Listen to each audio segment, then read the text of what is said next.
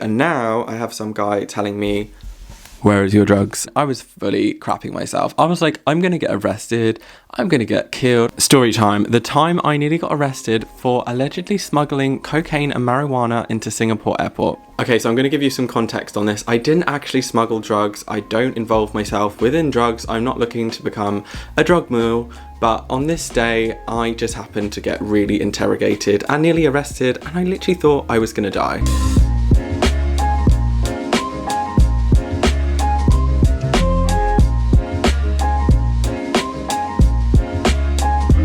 Okay, so I'm not telling this story to speak badly of Singapore. I had an amazing experience in Singapore. I really loved it and I would definitely visit again. But I just felt like the experience that I had on arrival wasn't the greatest. So I thought I'm going to share this with you guys. You may have experienced similar things when you're backpacking / traveling. So yeah, I've always wanted to do a story time and I was like, this is the perfect story for that. If you're new around here, my name is Dain Luka. I post travel and travel related lifestyle videos every single Friday at 2 o'clock, so go ahead and hit that subscribe button. Also, if you want to go follow me on social media, I will post that down below. I'm at Dain Luka on Instagram.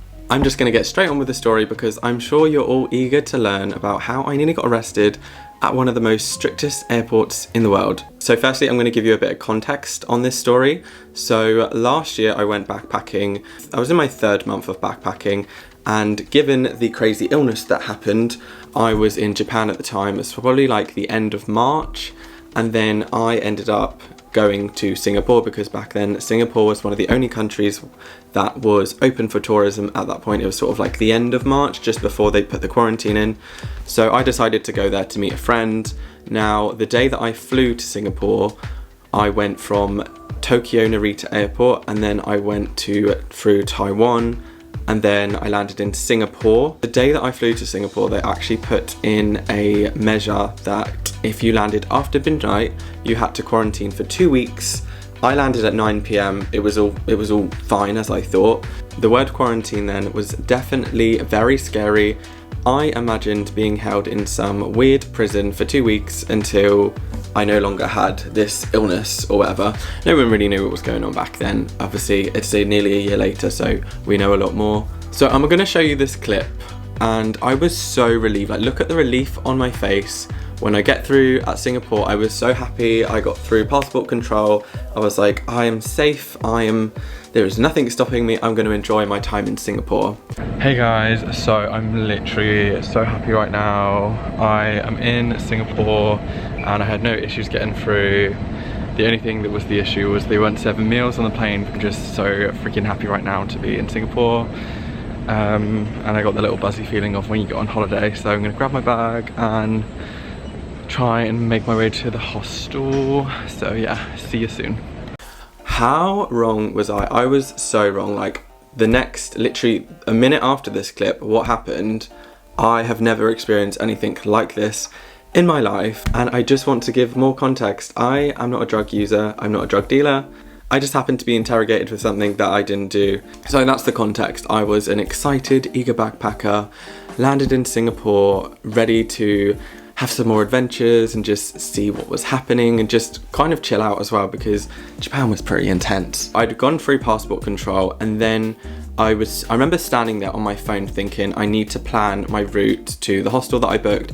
And if you've probably experienced this, when you go to a new airport, you're very confused. You're sort of looking around, where am I going? Getting up on Google Maps, am I gonna get a taxi there? Am I gonna get the metro? Am I gonna get a bus? How am I gonna get to my hostel or hotel? And then, so I was stood there, backpack on, and I just remember being on my phone. I was a blonde backpack. I'll put a picture of what I looked like at the time because I look a lot different to how I look now. And this man came up to me and he sort of said, come with me.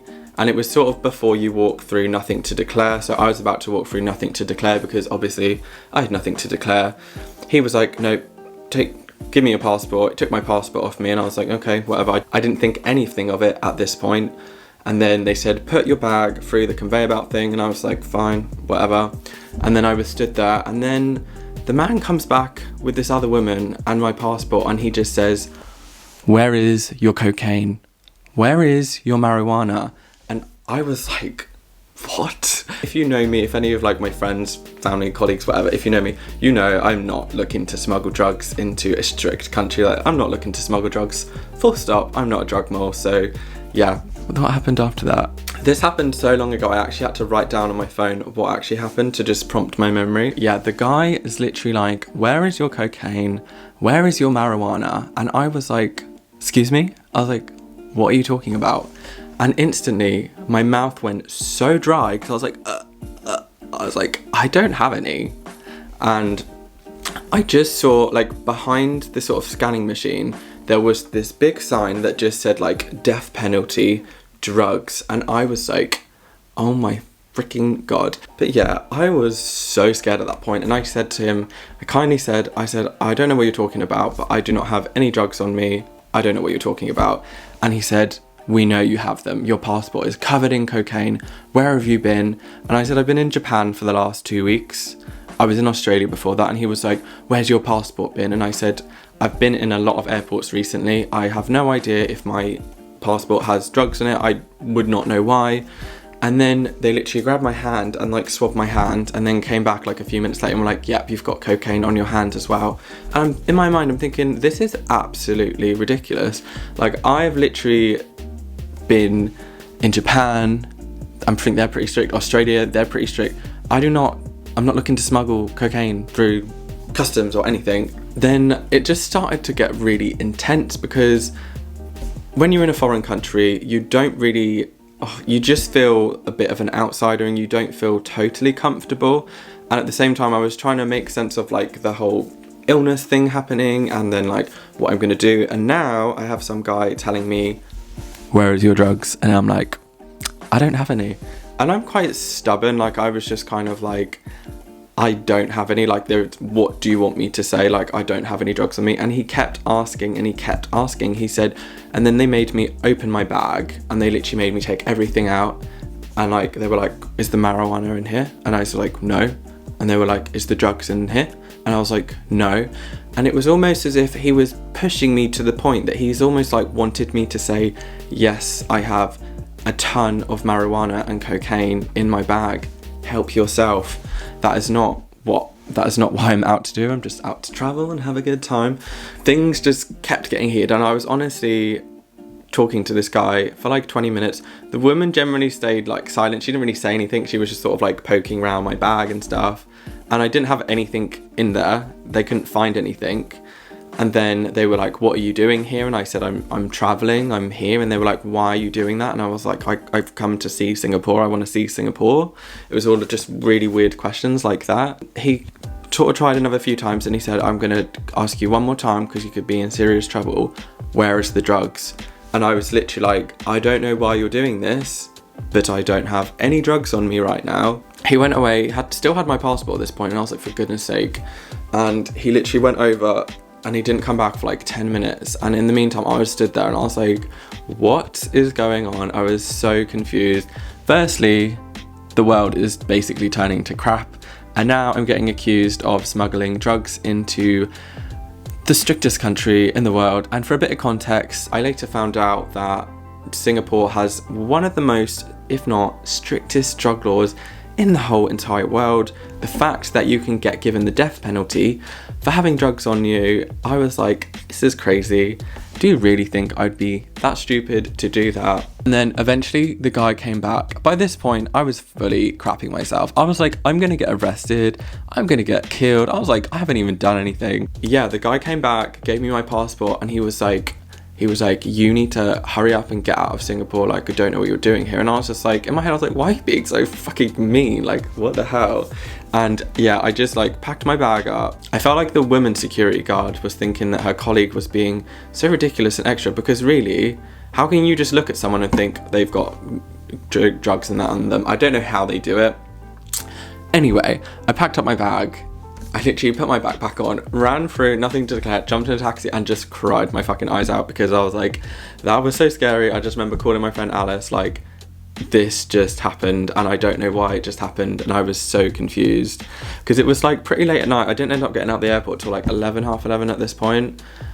And yeah, that is what happened, and it was very crazy and unusual, and I've never experienced anything like. Honestly, usually when I get to passport control or anything, I've just walked straight through. I've never had any issues at passport control or any airport for that matter. So it was a bit strange that that happened. I will never know why those two security guards chose to search and intimidate me like that, but these are my thoughts.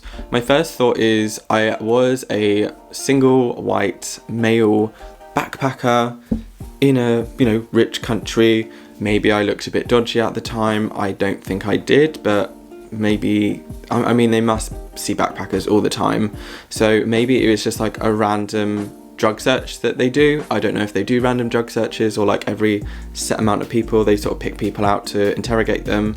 My other thought is because the guy said to me, hurry up and get out of Singapore, like you're not wanted here. I kind of thought to myself, well, maybe because like the whole illness thing that has been going on for like the last year. At that point, obviously everything was very unknown, and maybe he just wanted to try and deter people from staying in Singapore for as long. And I mean, he certainly didn't do that to me. Even the taxi driver, when I got in the taxi, he was so friendly. Everyone I met in Singapore was so friendly. And I don't want to tell you the story to say like, don't go to Singapore. I'm gonna, encourage you, do go to Singapore. I had an amazing time there. It's a beautiful country. Food is great. There's lots to do. 10 out of 10, recommend to a friend. This is what I would do next time that happened, or if this ever happens to you. Now, I have a few cameras or even like my phone, and what I wish I'd done is when I was emptying my bag, I wish I sort of slyly turned one of my cameras on, whether that was in view of the security guard and what was happening, or whether that's just recording the audio just as some evidence. So I could have complained. I didn't really have any grounds to, I didn't really have any evidence, so at least I would have had some recording. And obviously you see all these things over social media these days of, social injustice and loads of things happening. I just think it's always just safe to record things. My other suggestion, if this ever happens to you, is just try and stay as calm as possible. I think the fact that I looked nervous at that point because I was just in shock at the questions they were asking me, and the fact that I just felt so sad that I was just being interrogated for absolutely no reason. I'm not telling this story for sympathy or anything. I do not need that. I'm just telling it for like awareness, and because travel isn't always rainbows and sunshine and nice Instagram pictures. Sometimes it is getting interrogated at airport because you are allegedly a drug mule. Ooh. So yeah, I would just say try and video/audio record what's going on if you ever find yourself in a situation, and just ask exactly why are you searching me, what is your reason for doing so, and just try and stay as calm as possible. Because if you look nervous, they're probably just going to interrogate you even more, and I think that's almost what they want. Had I been a bit less stubborn, or sort of thought maybe if I say I did do it, it will get me out of it, things could have ended very differently, but I stuck to my ground. I was like, and I even said to them, I was like, drug test me, test my bags, look through everything. I have literally nothing to hide. I was holding my hands up, do what you need to do. And yeah, that is my story of how I nearly got arrested for smuggling drugs into Singapore. And I should probably say smuggling drugs, because just once again, for like the 100th time, I'm clarifying, I'm not a drug user. I don't smuggle drugs. I'm not a drug mule. I just like to travel, and this happened to me. So I thought I'm going to share it with you guys, because this is a travel related channel and we like some travel content on here. This morning I thought of a really fun video idea. So I'm going to leave down an email address down below, and I want you guys, depending on how many of these I actually get, send me your crazy, funny, just flat out weird travel stories. And if I get enough of them, what I'll do is I will actually dedicate an episode to just reading out your story, because I think that would make a really good video. I would completely keep you guys anonymous, or if you want me to share your details, that's absolutely fine. But I just thought that would be a good episode to share people's funny stories, because I think travel is mostly funny and enjoyable other than when crazy things happen. And yeah, thank you guys for watching this video. If you like this video, hit the thumbs up, hit the subscribe button down below. Also go follow me on social media. I hate saying all that, but I just feel like that's the general YouTube lingo that we're going with. And yeah, I also have put my Rode mic here, and I hope that you can hear me better, because I feel like when it's further away, you can't really hear me as well. And I really hope this audio has been recorded. But yeah, I'm chatting on now. So yeah, take care, and I will see you guys in the next video. So peace out.